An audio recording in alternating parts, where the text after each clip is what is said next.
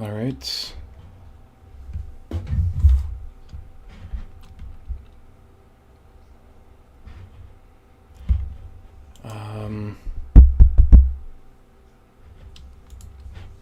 Does not look like the audio is coming through, does it? Oh, perhaps it is.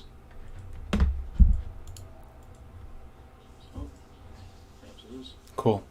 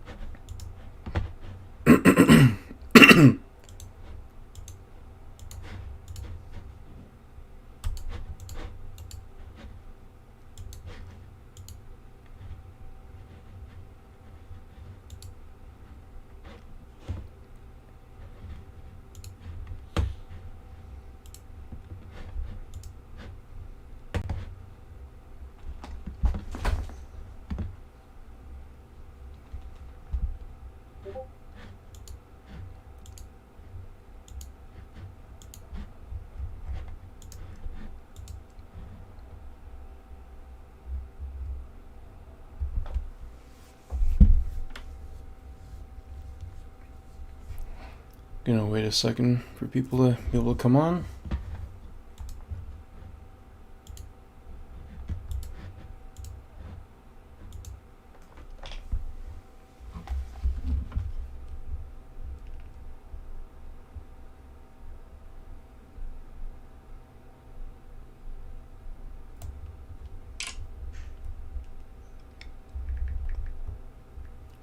Hello.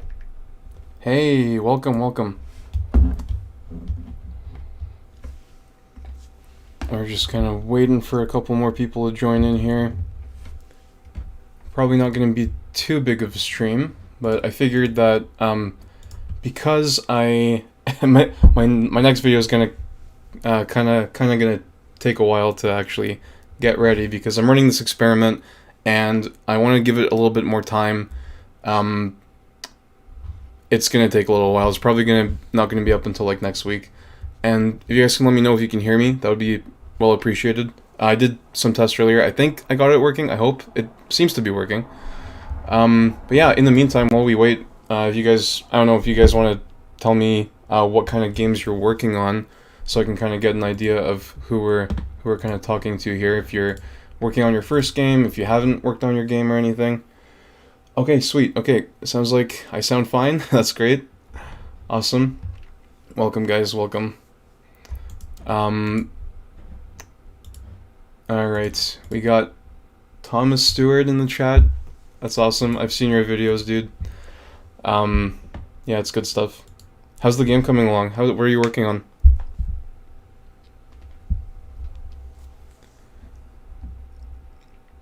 And if you guys have like any questions off the top of your head or anything, you can let me know. I do have some stuff generally kind of planned out. Like I wanted to kind of talk about my kind of personal view of like how I think people should start getting into game dev, because there's a lot of either YouTube channels or just like that are very helpful, but I think it paints a narrow picture. I think it's like a lot of people are like, well, this strategy worked for me, and so I want to help you guys with this strategy, so I'm going to give you that strategy, but people don't necessarily kind of, because that strategy worked for them, I don't think they necessarily have a detailed view of like the kind of bigger picture, or like the easiest way that game developers usually kind of take off. But yeah, okay, Thomas. So tanks, but no tanks. I've seen it. I actually used it as an example in a video that I did to compare it to like my old version of my game, to be like, yours is like a really good visual game. It's like very well designed artistically, versus my game was like really janky with like it's half pixel art, half toon shaded. It was kind of weird. But yeah, that's awesome. All right, well, I guess we'll go ahead and get started in the meantime for you guys that are on here. So basically, what I wanted to kind of talk about, and maybe this isn't necessarily for, well, we'll see how much you guys kind of take away from this, and please, if you have questions, or if you want to just discuss anything, just let me know, because I'm obviously like learning. Like I'm not like Thomas Brush, who has done like 2 games already that blew up like crazy. I'm trying to learn, and I just want to kind of pass on the things that I have learned. Oh, you're doing Unity wait, hold on. Your own Unity, or are you like working for a company full time? That's pretty cool. Either way, that's awesome. Because you're like, if you want to do indie, you're probably gonna learn a lot more doing an actual Unity job than just sitting at your computer and like working on your dream game, right? And that brings me kind of to what I wanted to talk about. Is like a lot of people go into game dev and are like, I'm gonna make my dream game, right? And you have like these systems built up that are like, I'm gonna show you how to, become a game developer. You're gonna become an indie game developer, and you're not gonna be able to become a full-time game developer in like 1 year, like a solo game developer, right? Like I don't know how you okay, gameplay programming for a small studio. Yeah, that's really cool. And I'm guessing you had to like submit a portfolio to them doing that.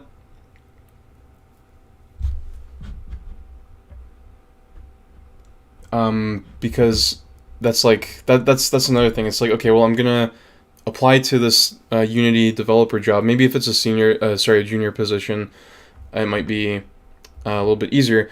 But you have to probably come into those things with something to show that you kind of know. And they don't necessarily care as much, from my understanding, about your degree, but they will be interested to be like, okay, did you ship a game? Because I tried to apply to some AAA studios because I'm stupid, and and it was always like participated in shipping a AAA game. It's like, okay, well, this is a junior position. Like, I obviously haven't shipped a game, right?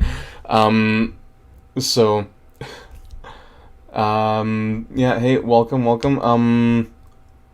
I hope it was good timing. I don't know why why it was necessarily good timing, but hopefully it works for people. But yeah, so okay, the whole idea I'm kind of trying to touch on here is like, you need to gain experience before you actually start like that dream, obviously, right? So what I usually like to tell people, and I've kind of told people this when people ask me questions, not that I necessarily know anything, but this is what I would do if I had to start all over again. And I had this in some of my videos, is if you're working on your dream game, what you're going to be doing, and this is what I've done for years and years and years, is like you're sitting at it and you're like, I'm going to add a feature, I'm going to add a feature, I'm going to add a feature. I have this vision in my head, and I'm going to sit down, I'm going to do it. And you might even have a plan. Like, I had a plan, but it was like this huge RPG project. There was no chance I'd ever finish it, right? So your dream game deserves your skills, and it deserves attention, right? Your first game is going to suck. So people shouldn't necessarily like go and like make their dream game as like their first one. Oh, Thomas Thomas gave me a shout out? No way. Oh, that's awesome. That's awesome. He shouted out my Danny video, which was really cool, and he gave me like another couple hundred views, or a couple thousand even, or something. Yeah, so yeah, that we're gonna get to that, because I do want to talk about like growing an audience and stuff. Okay, I'll have to check that out. I don't know what what he shouted me out, and neat. That's fun. But yeah, okay, so as I was saying, this idea of like, I wanted to learn game dev while making my game, and that's kind of stupid, because like, it's going to take you years and years and years to make your dream game, and by the time you release it, it's going to suck because you never experienced releasing a game. So this is why I think people quite reasonably talk about like, make a small game first. But it's not just like make a small game. It's like make a lot of small games and start out by making like a Pong clone or like a Flappy Bird clone. Just to be like, okay, I have sufficient competency in Unity to like make this ball move or something, and it's a product that you can turn on, play, win, and close, right? And you release it on itch.io or something.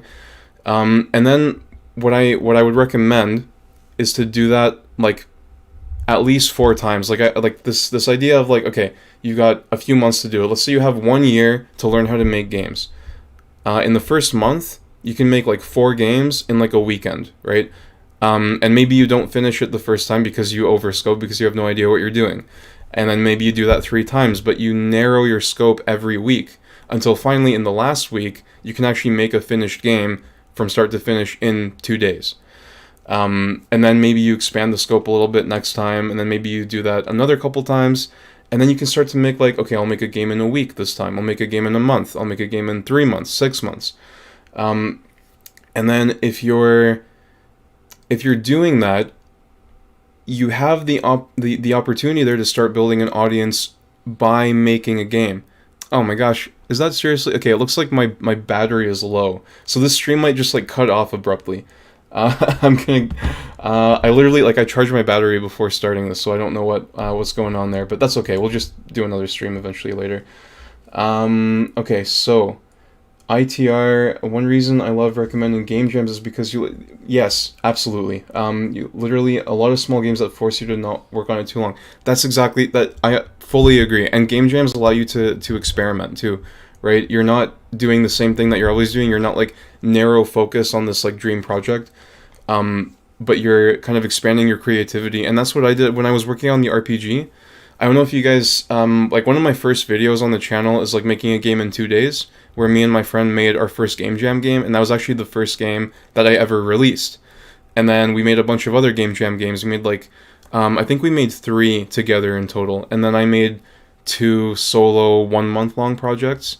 Um, and those weren't like huge or anything. It was just I just want to try. I like one of them I made for my sister, and then the other one was like this kind of like personal project thing. I was like, let's just do it.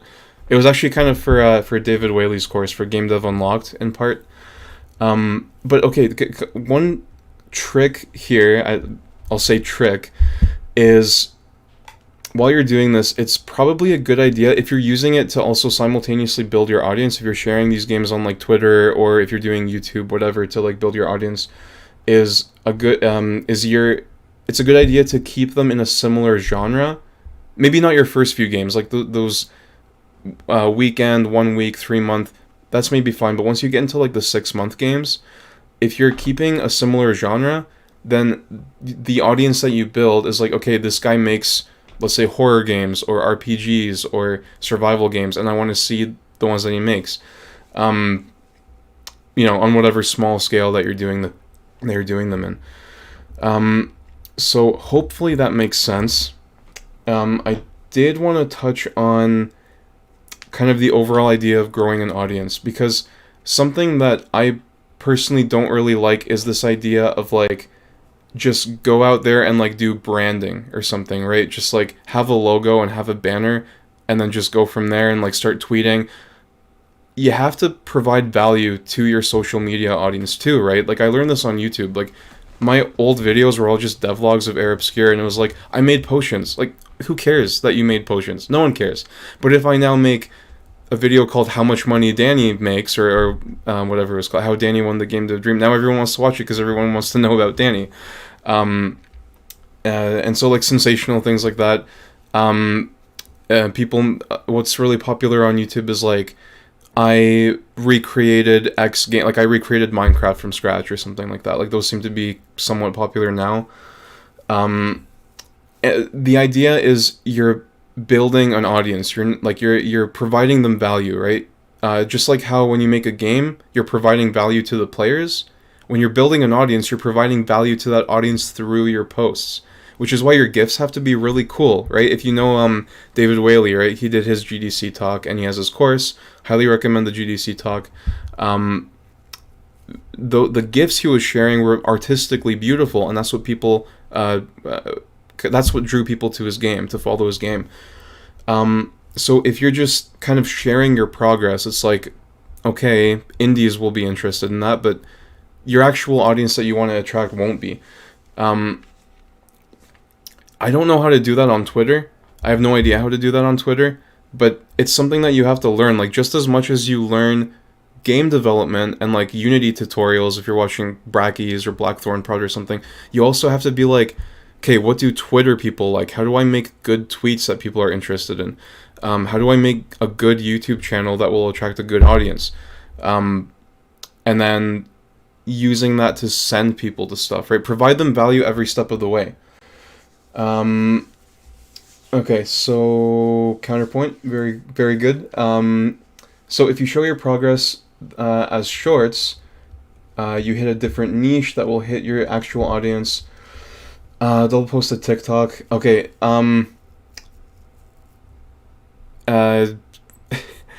some people will disagree. I really, really want people to not use TikTok. It's kind of evil, but I mean, I guess that's from a marketing perspective. I think I understand what you're saying. If you post YouTube Shorts, then you hit. I'm not sure what you mean by hit a different niche. But I guess as long as those shorts that you're making are interesting to an audience, then like, yeah, absolutely. I mean, shorts kind of hit different than long form videos, than like the kind of things that I'm doing. If you're making devlogs, and I think shorts are kind of like in a similar type of thing, they have to be entertaining, and entertainment is kind of hard to do. Like I found entertainment is a lot harder to do than teaching. I mean, obviously to teach you have to like know a thing or two. But if you look at like Danny, for example, right, in his popularity, even like Sebastian Lag, like Lag, I'm not sure how you say his name. He doesn't teach, even though his stuff is really technical. he's still entertaining you by like showing you his journey. And like same with Thin Matrix, right? He's got his tutorials, but his devlogs are very much like, here's my lifestyle. Let me kind of like let you in on that lifestyle. But yeah, if you show your game to 30 friends and ask them to download and review it, will it work as a sort of kickstart to the popularity of the game? Well, okay, so the thing with that is like, how do you know your friends are then gonna buy it, right? So there's this idea of the funnel, right? This is gonna be in my next video. Thomas, infotainment, edutainment, yeah, absolutely. Okay, so Numpug, if you show your friends your game, what confidence do you have that they're gonna go and buy your game later, right? You have no idea. You're gonna have to tell them, hey, by the way, my game launched. Are you gonna go buy it? Like, remember.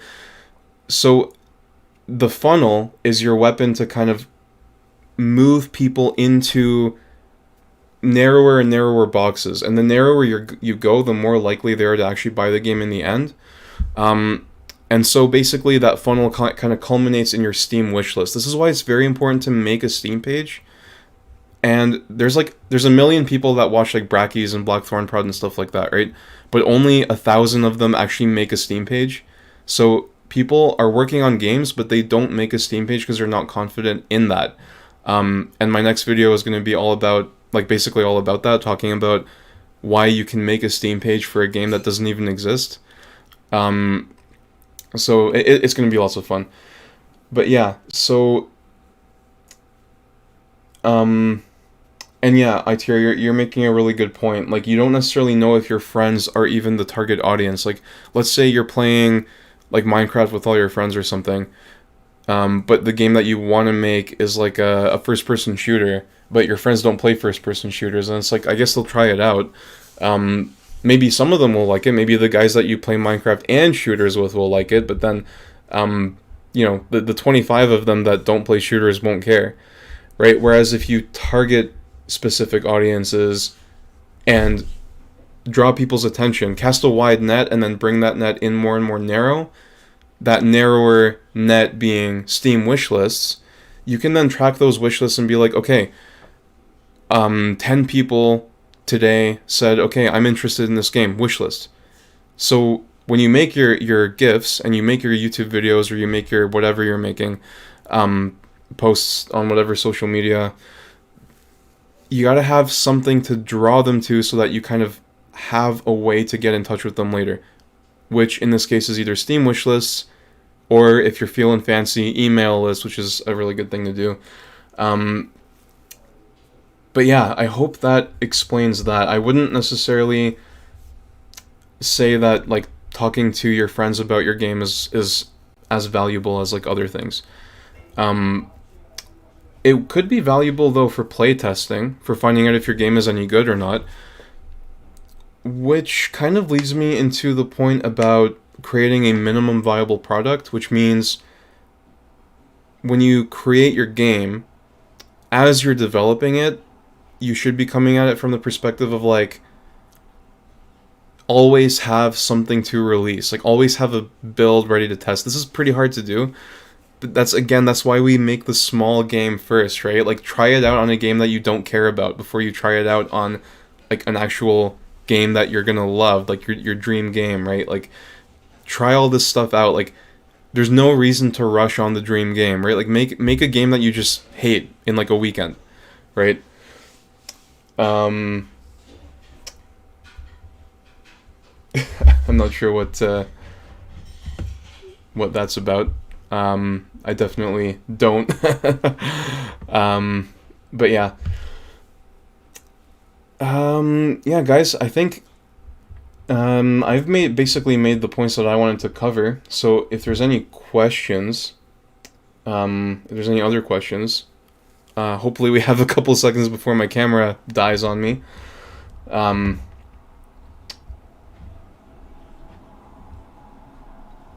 So we'll just kind of like give that a second.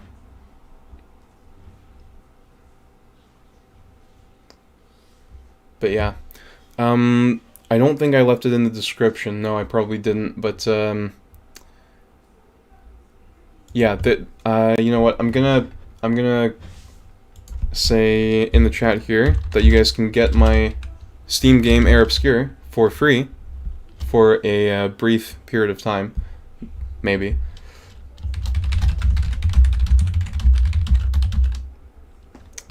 And then I think we're gonna actually wrap up the stream. Oh, hold on a second, we do have a question. Okay. Okay, Thomas, so assuming my camera doesn't run out, and if it does, I'm very sorry. What am I doing right now in my career? Oh my gosh. Okay. What am I doing in my career? I am a software developer for a manufacturing plant. Gosh, it's like the most unexciting thing. And it made me kind of learn what being a software developer is, and it's not really what I necessarily hoped it would be, let's say. But gosh, I'm thankful for it. I'm absolutely thankful for it. I learned a lot from it. But yeah, I mean, you know, I don't know if I'll ever. I don't know what the next steps necessarily is. Let's say an ideal world, right? In an ideal world, I definitely want to make games full time, sell games, and so, you know, kind of building that audience over time, hopefully. And I'm finding more and more, like, making the YouTube videos, like, I do really like the teaching side of things, so I might do something related to that as well. But yeah, I'm just gonna keep growing the YouTube channel in the meantime. And yeah, just kind of see where it goes. I don't have specific. I mean, I have fairly specific goals, but not like things I'm generally flexible on anyway. So, yeah, I guess with that, I think we will wrap it up. And those of you who are just kind of joining in, there were some pretty solid conversations happening earlier on. So feel free to watch the re-upload. And you can get Air Obscure, my first Steam game, for free in the chat. And yeah, thank you guys so much for tuning in, and God bless.